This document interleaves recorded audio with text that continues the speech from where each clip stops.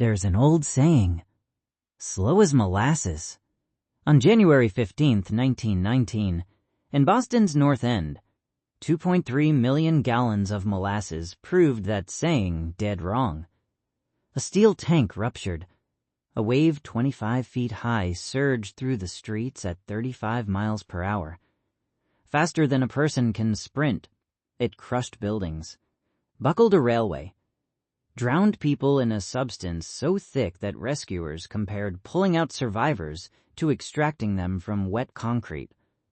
21 people dead. And the company's defense? They blamed anarchists.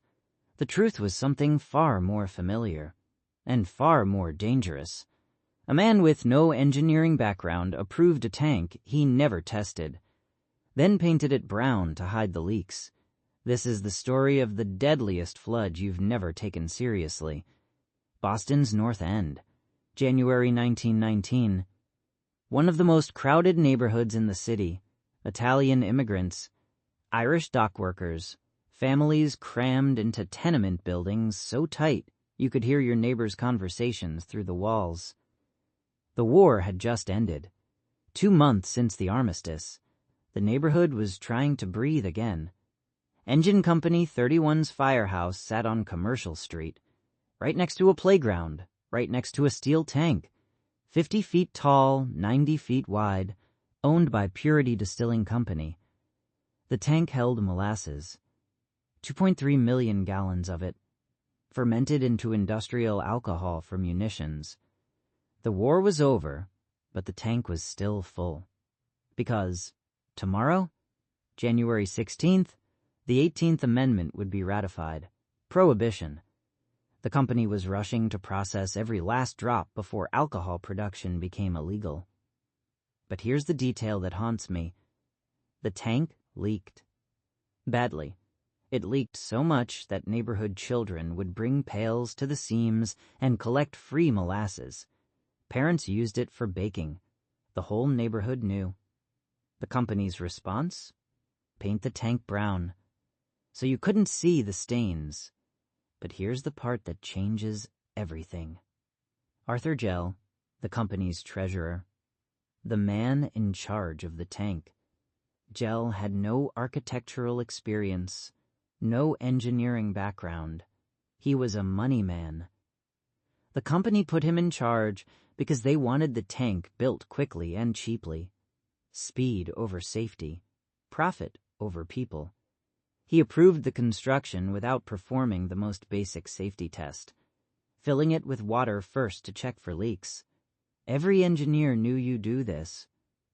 Gell wasn't an engineer. Residents reported groaning sounds.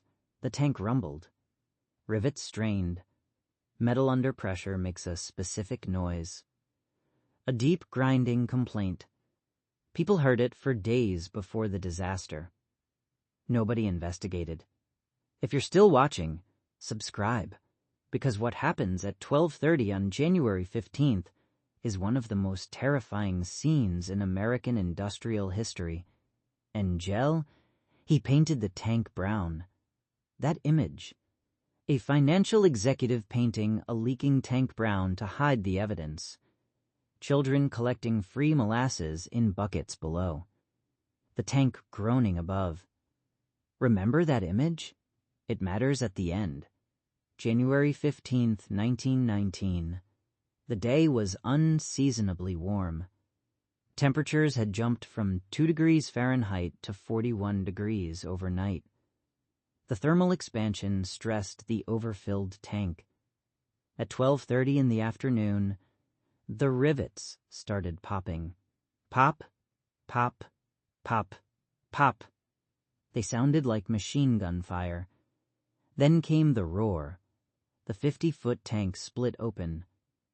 2.3 million gallons of molasses, warm, freshly delivered, at peak viscosity, erupted into the streets. A wall of brown liquid, 25 feet high, moving at 35 miles per hour, in narrow streets, between brick buildings, with nowhere to run. The wave demolished the firehouse. Firefighter George Lay, 38 years old, was killed. Others survived by climbing to the roof. The wave hit the elevated railway, supports hard enough to buckle steel. If a train had been passing at that moment, the death toll would have been catastrophic. Wagons were swept away, horses drowned standing up. People were picked up by the wave and carried blocks from where they'd been standing. Anthony DeStasio. Here's what nobody tells you about molasses. When it's warm, it moves fast. When it cools, it thickens. And in January, in Boston, it cooled rapidly. The wave hit at 35 miles per hour. Within minutes, the molasses began to slow, to thicken, to harden. People caught in it couldn't move.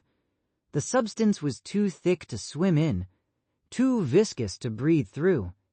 As it cooled, it turned from liquid to something like cold tar, trapping limbs, sealing mouths. Rescuers compared pulling people out to extracting them from quicksand, from wet concrete. The Boston Post reported, molasses, waist-deep, covered the street and swirled and bubbled about the wreckage. Here and there struggled a form. Whether it was animal or human being was impossible to tell. Survivors had to be cut out of their clothes. The molasses had hardened into a sticky shell around their bodies. Martin Clafferty was sleeping on the 3rd floor of his house when the wave hit. He woke up submerged, grabbed onto his bed frame, used it as a raft to rescue his sister Teresa. His mother Bridget was killed. One of 21 victims, Maria DeStasio, 10 years old, among the dead. Minutes after the wave, 116 cadets from the training ship USS Nantucket arrived. They were teenagers, Navy cadets. They ran several blocks toward the disaster. They had no protective equipment, no protocol for this. No one had ever trained for a molasses flood. They waded into knee-deep molasses and started pulling people out with their bare hands. Red Cross nurses arrived, Boston Police, Army, Navy. Doctors set up makeshift hospitals in the wreckage. The search continued for 4 days. The smell, overwhelming, sickly sweet, cloying, inescapable. The whole North End smelled of molasses for months. The harbor ran brown. Workers used salt water, sand, and fire hoses. The cleanup took 6 months, and on warm summer days, according to local legend, you can still smell molasses in the North End. Over 100 years later, 119 residents filed a lawsuit, one of the first class action suits in Massachusetts history. The company, United States Industrial Alcohol, had a defense ready. Anarchists.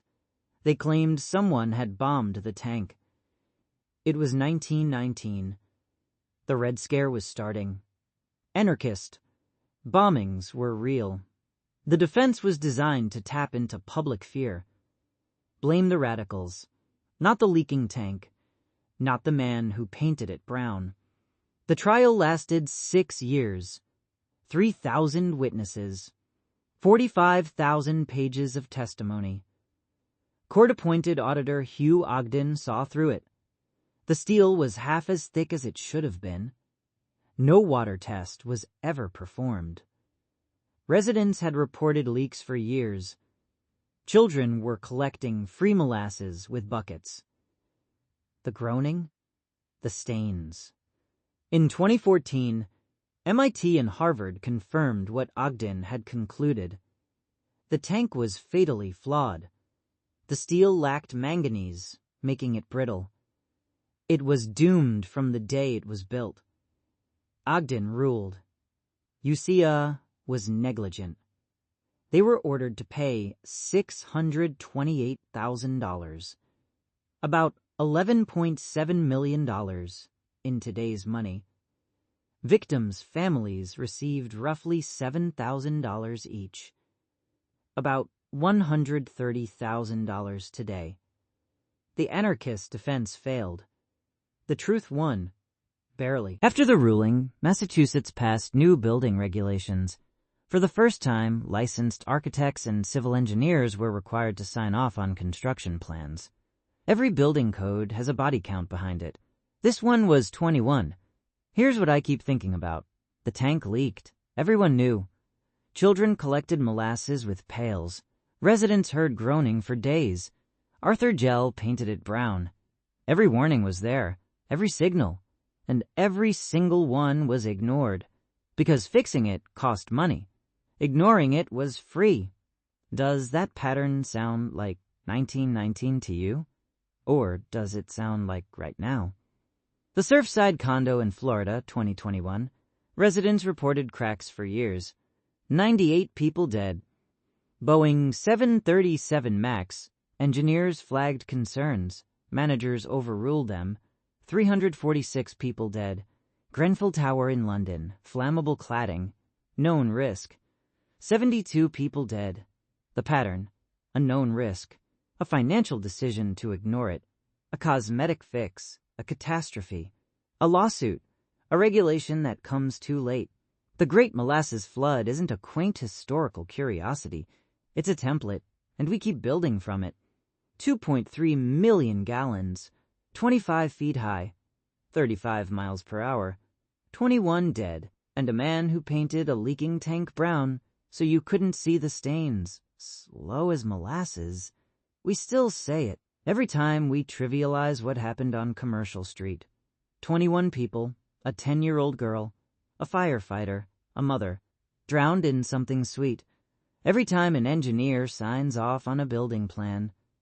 Every time a construction project undergoes a safety review. That process traces back to disasters like this one.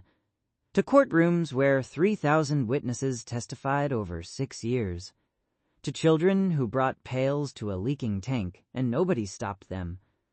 What warning sign are you looking at right now? In your company, your building, your city, that everyone knows about and nobody fixes. What are you painting brown? Think about that. The rivets were popping. The tank was groaning. The children were collecting molasses in pails. Everyone could see it. Everyone could hear it. And someone chose paint. There's a darker version of that story. A story where the warning signs aren't rivets and groaning metal, but glowing screens and data. In the 1920s, factory workers painting watch dials with radium were told it was safe. They licked their brushes to get a fine point. The company knew the paint was killing them. The women glowed in the dark, and when they finally fought back, they changed the world.